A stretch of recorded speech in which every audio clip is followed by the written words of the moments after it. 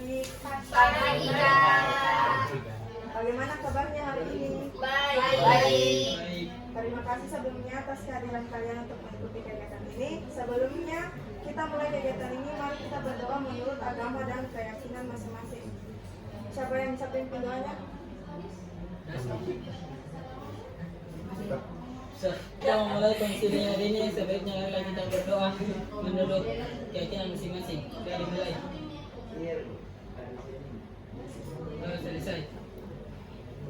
Baik, sebelum kita mulai, alangkah baiknya kita perkenalan dulu. Mulai dari Perkenalkan, nama saya Batam Cinta Novia Putri, kelas 10. Perkenalkan, nama saya Kirana Satiningrum, kelas 11. Perkenalkan, nama saya Siti Usila Warsya dari kelas 11. Perkenalkan, nama saya Cecilia Anastasiadi dari kelas 11. Perkenalkan, nama saya Muhammad Sultan Akir dari kelas 11. Perkenalkan, nama saya Muhammad Aksan Trisandi Husain dari kelas 11. Perkenalkan, nama saya Muhammad Aleko Leptansa dari kelas 11. baiklah, adik-adik pertemuan kita ini dinamakan konseling kelompok. Kalian pernah mengikuti sebelumnya? Belum.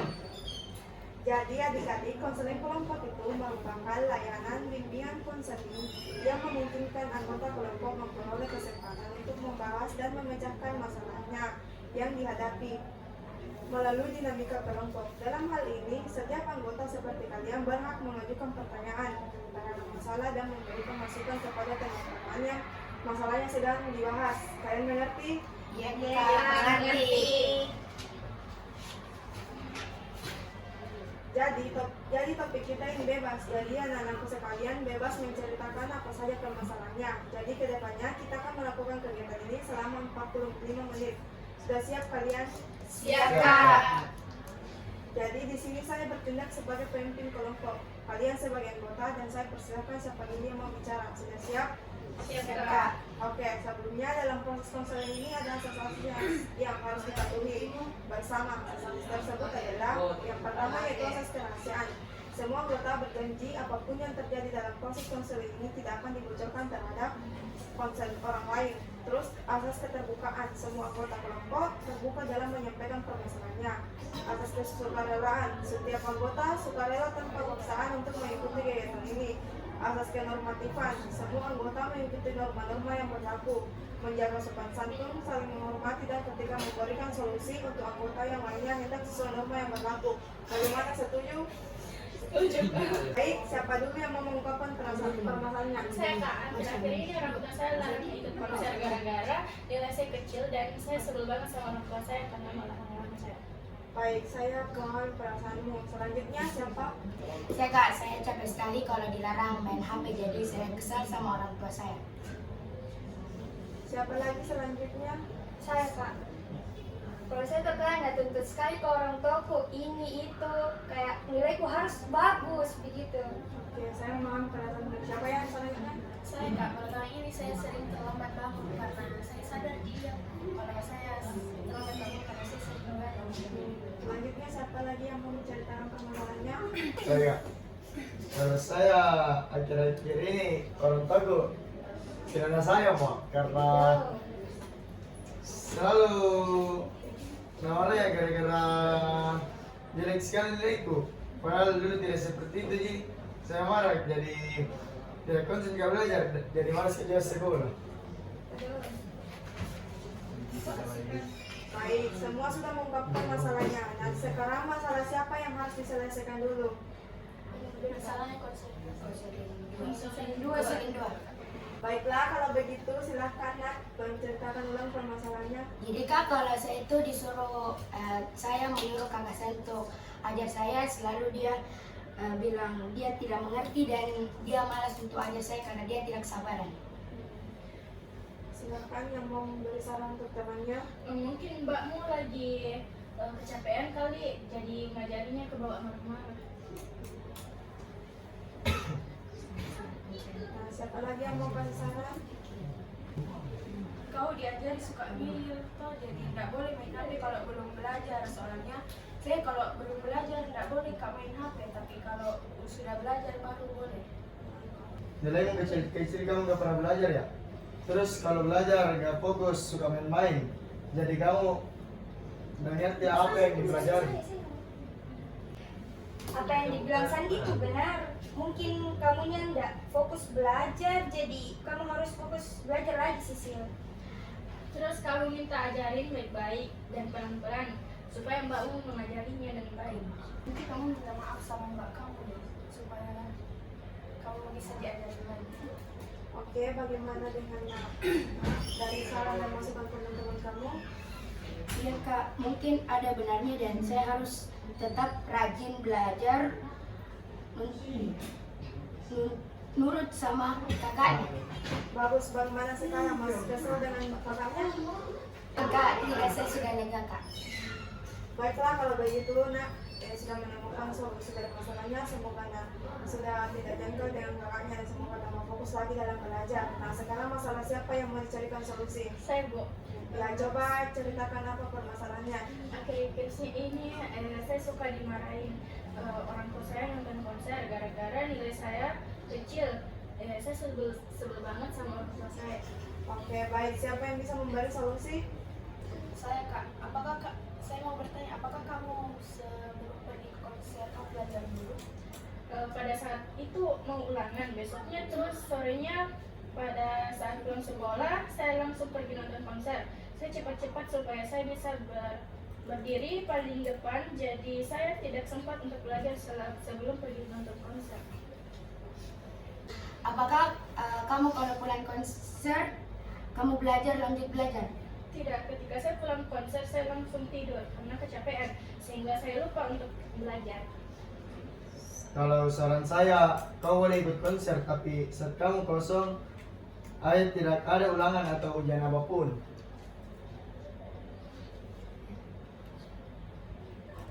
Iya, kalau kamu nonton konser saat ada ulangan, kan kamu jadi tidak belajar. Ibu kamu akan marah sama kamu. Itulah nonton konser, kamu tidak belajar, jadi nilai kamu jelek. Dan yang buat ibu kamu kesal sama kamu. Saran saya, kamu lebih giat lagi belajarnya supaya nilai kamu tidak jelek lagi soal konser dan lain sebagainya itu kamu boleh menonton lain kali atau saat libur. Terima kasih anak-anak atas solusi yang diberikan kepada temannya. Bagaimana dengan solusi dari teman-teman kamu? Baik Bu, terima kasih teman-teman. Saya akan mencoba solusi dari apa yang kalian berikan. Saya akan belajar dari lebih giat lagi agar nilai saya tidak jelek. Oke, alhamdulillah karena solusi dari masalah konsep sudah ditemukan. Selanjutnya siapa lagi yang mau menceritakan masalahnya? Kak, saya akhir-akhir ini telah bangun, tapi saya sadar saya sering begadang, jadi saya biasa tidak bangun. Oke, baik. Siapa yang memberikan solusi terhadap permasalahannya dari temannya? Saya Kak, saya ingin bertanya terlebih dahulu dengan Marsha, kenapa kamu bisa begadang? Padahal kamu tahu jika kamu begadang maka kamu akan telat bangun untuk pergi sekolah. Saya suka main game dan itu saya tidak bisa hindari. Oke, karena bermain game mungkin kamu gabut atau tidak ada kerjaan, makanya kamu bermain game. Mungkin bisa kamu ganti bermain game tersebut menjadi belajar atau melakukan refleksi atau pembelajaran apa yang sudah diberikan sama guru. Iya betul, selain melakukan refleksi atas pembelajaran yang apa sudah dibahas, kamu bisa mempelajari materi yang akan dibahas besok juga misalnya. Atau jika kamu sudah capek belajar dan hal tersebut belum juga membuatmu lelah atau mengantuk, kamu bisa memutarkan lagu sebagai pengantar tidur agar kamu cepat mengantuk. Terima kasih nih atas solusi yang diberikan kepada temannya. Jadi bagaimana dengan Baik Bu, terima kasih atas solusinya teman-teman. Saya akan mengambil solusi dari apa yang kalian berikan kepada saya. Saya akan mencoba mengatasi game saya dengan memperbanyak belajar dan mendengarkan lagu pengantar tidur agar cepat tidur dan tidak akan tertanya. Oke, karena Nak Marsha sudah menemukan solusi dari permasalahannya, siapa lagi selanjutnya yang mau menceritakan permasalahannya? Saya Kak, Ya, saya merasa akhir-akhir ini ibu saya tidak sayang sama saya, selalu memarahi saya. Padahal dulu tidak seperti itu. Saya marah, saya tidak konsen belajar dan jadi malas belajarnya. Memangnya dulu ibu kamu tidak begitu? Enggak, dulu ibu baik kok, nggak suka marah-marah. Mungkin ibu kamu sedang ada masalah. Iya, makanya dia sering marahin kamu. Saya tidak tahu. Bagaimana dengan orang tuamu? Mungkin ada masalah atau lagi bertengkar begitu? Kayaknya tidak, baik-baik saja. Cuman waktu itu ayah sedang ada masalah dengan teman kantornya. Sepulang kerjanya, saya sempat mendengar kalau dia ada masalah dan waktu itu khususnya lagi bicara dengan ibu saya. Mungkin gara-gara itu, biasanya orang tua suka marah-marah kalau sedang ada masalah seperti orang tua saya dulu. Tapi kenapa ibu yang marah-marah? Ayahku biasa saja. Ya mungkin ayahmu buat orang sabar.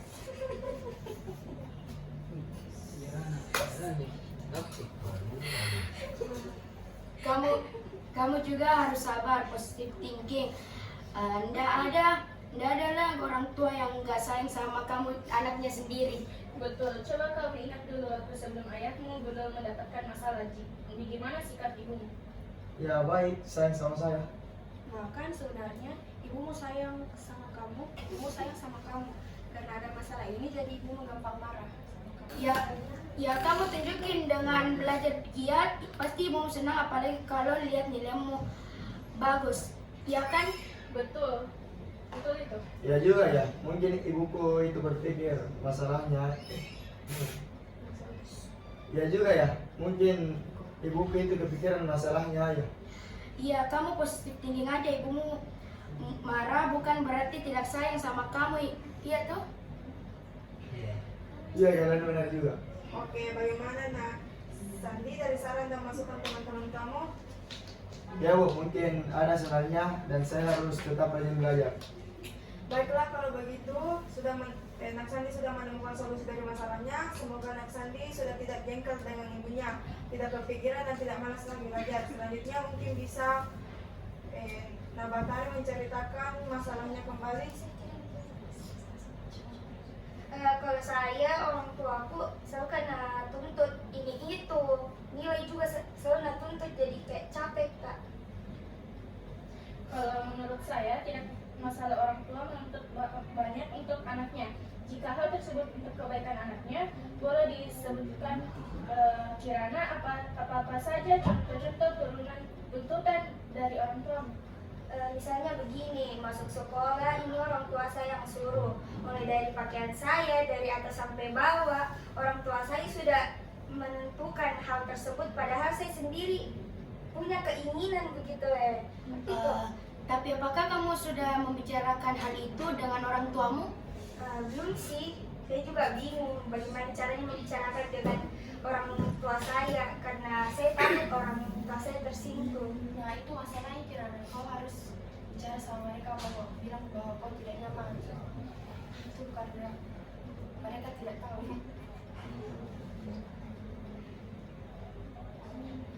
Baik teman-teman, berarti saya harus berbicara dengan orang tua saya mengenai hal apa saja yang tidak saya sukai. Terima kasih banyak. Alhamdulillah karena solusi dari masalah Nak Kirana sudah ditemukan dan semua masalah sudah mendapatkan solusi. Dari masalah yang kalian semua alami itu masalah belajarnya. Jadi di sini ibu mau memberikan beberapa tips yang harus dilakukan untuk mengatasi rasa malas belajar. Yang pertama itu tuliskan semua cita-cita dan target prestasi kalian dalam selembar kertas. Kemudian menempelkan kertas tersebut di tempat yang paling sering kalian lihat.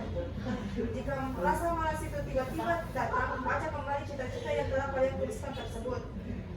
Kemudian ubahlah suasana tempat belajar kalian. Sifat malas belajar juga dapat disebabkan karena perasaan bosan atau jenuh dengan suasana tempat belajar. Selanjutnya gantilah suasana belajar kalian. Selain tempat belajar, rasa malas juga dapat disebabkan oleh suasana belajar yang menonton, misalnya terlalu tegang atau terlalu serius dalam belajar. Dan selanjutnya itu ubahlah metode belajar kalian. Rasa malas belajar juga dapat disebabkan oleh metode belajar kalian. Belajar kelompok. Untuk mengatasi rasa malas belajar, kalian dapat menggunakan metode belajar kelompok. Dan datanglah ke pemungkinan umum atau komunitas anak jalanan. Ini adalah cara yang cukup ampuh untuk mengatasi rasa malas belajar. Selanjutnya, mendekatkan diri kepada Tuhan. Cara tersebut adalah cara yang paling ampuh untuk mengatasi rasa malas belajar kalian. Selanjutnya, karena sekarang sudah mau masuk waktu belajar, kita akhiri pertemuan kita ini, oke? Oke. Sebelum kita akhiri, mari kita berdoa sekarang. Mulai. selesai.